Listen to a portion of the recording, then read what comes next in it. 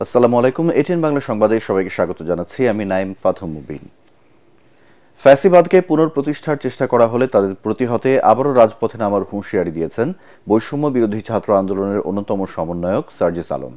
5 August ফ্যাসিবাদী হাসিনা সরকারের পতন হলেও এখনও বিভিন্ন সেক্টরে চাঁদাবাজি অব্যাহত রয়েছে বলে অভিযোগ করেন জাতীয় নাগরিক কমিটির এই মুখ্য সমন্বয়ক। বলেন, যে পরিচয়ে অপরাধমূলক কর্মকাণ্ডে জড়ানো হোক না কেন, তাদের পরিচয় অপরাধী। রাজধানীর ডিপ্লোমা ইঞ্জিনিয়ার্স ইনস্টিটিউশন মিলনায়তনে চাঁপাইনবাবগঞ্জ ফোরামের প্রীতি সমাবেশে এসব কথা বলেন তিনি। সংগঠনের সভাপতি নুরুল ইসলাম বুলবুল বলেন, ভারতের স্বার্থে চাঁপাইনবাবগঞ্জের আম শিল্পকে দাঁড়াতে দেয়নি ফ্যাসিবাদী সরকার। আওয়ামী লীগ গোপালগঞ্জকে অগ্রাধিকার দিতে গিয়ে বৈষম্য করেছে। এখনো যদি সব জেলাকে সমান গুরুত্ব না দেওয়া হয়, তাহলে বৈষম্যমুক্ত বাংলাদেশ অধরাই থেকে যাবে। পুরো উত্তরবঙ্গকে শোষণ করা হয়েছে। এই খুনি শেখ হাসিনা 15 সালের পরে শুরু করে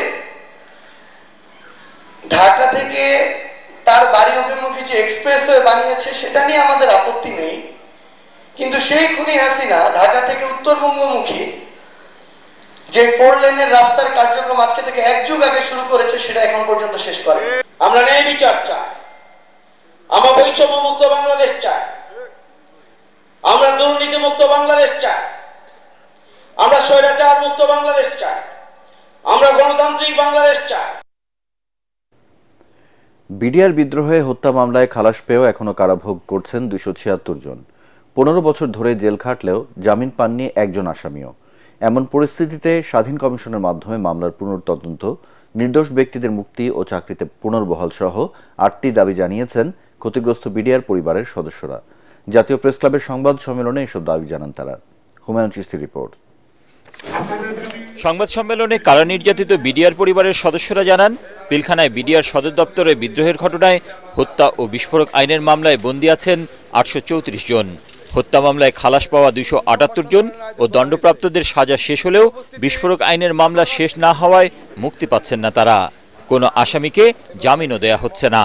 পৃথিবীতে কোন আইনে সাজা ভোগ শেষেও তাকে জেলখানায় আটকিয়ে রাখতে পারে? প্রত্যেকটা নাগরিকের জামিন পাওয়ার অধিকার আছে। আমরা শুধুমাত্র বিডিআর সদস্য হওয়াতে আমরা এই জামিন থেকে সকলে বঞ্চিত হয়েছি। ফ্যাসিস্টরা জামিন পাইছে, কিন্তু আমাদের বিডিআর সদস্যরা জামিনের শুনানি করতে পারে না। এই বাধাটা কোথায়? এই বৈষম্যর বিরুদ্ধে যে আমরা লড়াই করলাম, এখনো এই বৈষম্য কেন আমাদের জন্য? তারা বলেন, শেখ হাসিনার ফ্যাসিস্ট সরকার নিজস্ব পরিকল্পনা বাস্তবায়নে এ হত্যাকাণ্ড চালায়। মামলায় ঢালাওভাবে আসামি করায় সেখানে নির্দোষ ব্যক্তিরাও আসামি হয়েছিলেন। মিথ্যা সাক্ষ্য না দেয়ায় অনেককে ফাঁসানো হয় বলেও অভিযোগ করেন তারা। যারা মিথ্যা সাক্ষ্যগুলো দিতে রাজি হয় নাই তাদেরকে মেরে ফেলা হয়েছে এবং আসামি করে বিভিন্ন মেয়াদে সাজা দেওয়া হয়েছে। আমরা যে সুশৃঙ্খল আন্দোলন করছি, শান্তিপূর্ণ আন্দোলন করছি, এইটাই কি আমাদের অপরাধ কিনা আমার জানতে ইচ্ছে করে। বিজিবি নাম পরিবর্তন করে আগের বিডিআর পুনর্স্থাপন, দ্রুত পুনঃতদন্ত শেষ করে নির্দোষদের কারামুক্তি ও চাকুরিতে পুনর্বহাল সহ 8টি দাবি তুলে ধরা হয় সংবাদ সম্মেলনে। ক্ষতিগ্রস্ত সকল বিডিআর পরিবারকে ক্ষতিপূরণ ও পুনর্বাসন করতে হবে। হুমায়ুন চিশতি, এটিএন বাংলা, ঢাকা। দেশের মর্যাদা ক্ষুণ্ণ করতে মিথ্যাচার করে বিদেশি বন্ধুদের বিভ্রান্ত করার চেষ্টা করছে একটি পরাজিত শক্তি, এমন মন্তব্য করেছেন জামায়াতে ইসলামীর আমির ডাক্তার শফিকুর রহমান। সকালে সিলেট আলিয়া মাদ্রাসা মাঠে দলীয় কর্মী সভায় তিনি আরও বলেন, 14.5 বছর পর দেশের মানুষ মুক্তি পেয়েছে, তারা এখন সজাগ, তাই কোনো ষড়যন্ত্রই কাজে আসছে না। বাংলাদেশের 1 ইঞ্চি মাটিও দখল করতে দেয়া হবে না হুঁশিয়ারি দিয়ে জামায়াতের আমির বলেন, বৈষম্যহীন বাংলাদেশ গড়তে চায় তার দল। আমাদের এই ধৈর্য, মানুষের প্রতি এই দায়বোধ, দেশের প্রতি এই ভালোবাসা একটা মহলের এখন সহ্য হচ্ছে না। তারা চেয়েছিল রক্তের পদ্মা, গঙ্গা, যমুনা, সুরমা বয়ে যায়, তাহলে তাদের রাজনীতি আবার জমে উঠবে দেশে বিদেশে।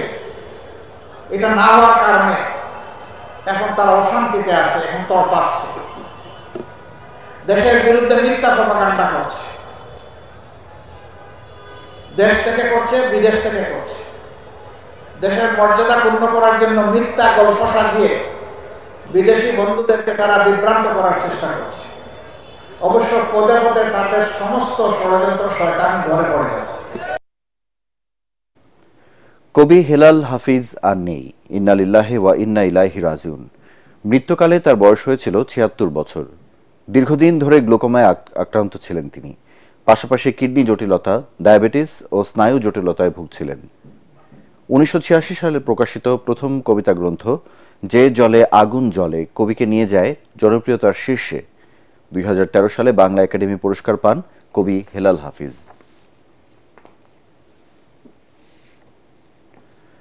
আগামী ২৪ ঘন্টার মধ্যে তাবলিগ জামায়াতের একাংশ সাদপন্থীদের নিষিদ্ধ করার দাবি জানিয়েছে জোবায়েরপন্থী আলেম। বাদ-জুমা জাতীয় মসজিদ বায়তুল মোকাররমের উত্তর গেটে ওলামা মাশায়েখ ও তৌহিদি জনতা বাংলাদেশ আয়োজিত বিক্ষোভ সমাবেশে তারা বলেন, আলেম সমাজের নেতৃত্বে এদেশে তাবলিগ জামায়াত পরিচালিত হবে। এ সময় শীর্ষ আলেমদের বিরুদ্ধে সাদপন্থীদের করা মানহানির মামলা অবিলম্বে তুলে নেওয়ার আহ্বান জানান হেফাজতে ইসলামের নেতারা, নইলে কঠোর কর্মসূচি দেওয়ার হুঁশিয়ারি দেন তারা। পরে সমাবেশ শেষে বিক্ষোভ মিছিলের মাধ্যমে তাদের কার্যক্রম শেষ হয়।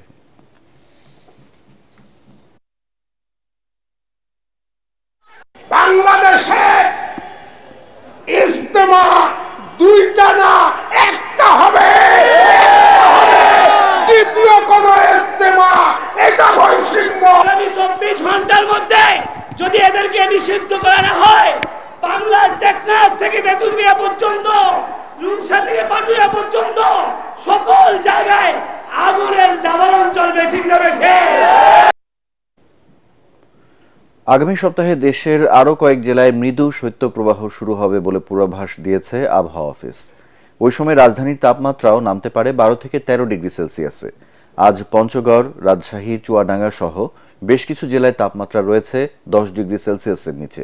রিপোর্ট ঐশী গোস্বামী প্রমার। প্রকৃতিতে শোভা পাচ্ছে শীতের আমেজ। প্রয়োজন না হলে ঘরের বাইরে বের হচ্ছেন না অনেকেই। তবুও জীবিকার তাগিদে কর্মক্ষেত্রে যাচ্ছেন শ্রমজীবীরা। আজের ৮টা ৯টা হইলে থাকা যায় না, হাত পা ঠান্ডা করে থাকা যায় না। এখন তো গাড়ির জমা, নিজের ভাতের বিল, একাবেলা কামাই হয় ৩০০, পাঁচাবেলা কামাই হয় ২০০, ২৫০ এরকম। এরই মধ্যে উত্তরের কয়েকটি জেলায় শুরু হয়েছে মৃদু শৈত্যপ্রবাহ। আবহাওয়া অধিদপ্তর জানিয়েছে সপ্তাহখানেকের মধ্যে তাপমাত্রা আরও নামবে। স্বাভাবিক তাপমাত্রাতেও শীতের অনুভূতি বেশি হওয়ায় পরিবেশ দূষণকেই দুষছেন আবহাওয়াবিদ। ডাস্ট পার্টিকেল এবং এয়ার পলিউশন অনেক বেড়ে যাচ্ছে, এবং শুধু এটা না, এয়ার পলিউশন এবং ট্রান্সবাউন্ডারি পলিউশনও আছে। মানে এইসব পলিউশনের কারণে ইদানিং দেখা যাচ্ছে সানশাইন আর কমে যাচ্ছে। ৪০ বছর ডাটা অ্যানালিসিস করে দেখা গেছে সিগনিফিকেন্ট হারে আপনার ডে টেম্পারেচার কমে যাচ্ছে শীতকালে, এবং এটা খুবই অ্যালার্মিং ইস্যু। আসছে জানুয়ারিতে রাতে তাপমাত্রা ৩ থেকে ৪ ডিগ্রি সেলসিয়াসে নেমে আসতে পারে বলে জানান তিনি। বেসিক্যালি জানুয়ারি তাপমাত্রা অনেক কমে যায়, আর সেক্ষেত্রে হয়তো অনেক জায়গায় মৃদু থেকে মাঝারি এবং উত্তর অঞ্চল এবং পশ্চিম অঞ্চলে মাঝারি থেকে তীব্র আকারে শৈত্যপ্রবাহের সম্ভাবনা আছে। এটা জানুয়ারিতে বর্ষার কারণে দিনের তাপমাত্রা কমে গেছে, এই জন্য শীতের যে অনুভূতি এটা অনেকটা বেড়ে গেছে। রাজধানীতে শুক্রবার ১৫ ডিগ্রি সেলসিয়াস তাপমাত্রা রেকর্ড করা হয়েছে।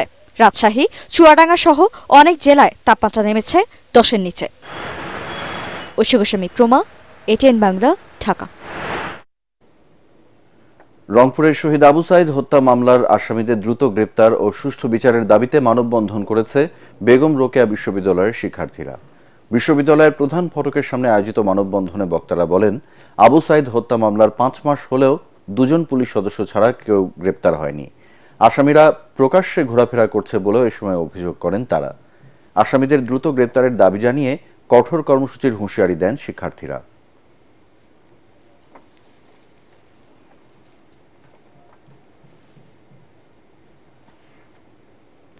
পরবর্তী সংবাদ দেখার আমন্ত্রণ জানিয়ে এখনকার মতো শেষ করছি।